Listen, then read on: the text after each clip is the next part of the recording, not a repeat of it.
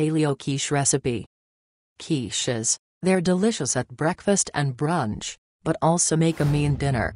A lot of folks stay away from quiches because they look so complicated.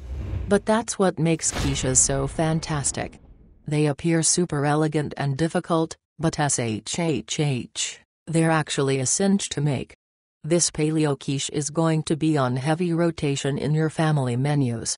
In fact, you probably already have all the ingredients you need on hand.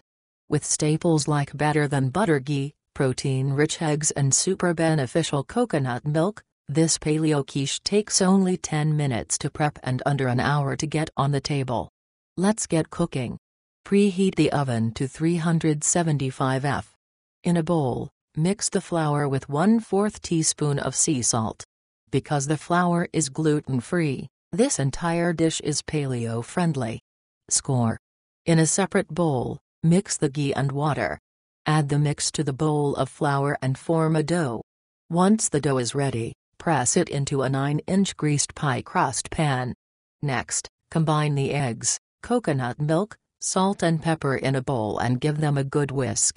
Then layer the fresh spinach, turkey bacon and cheese atop the crust, and then pour the egg mixture over it all.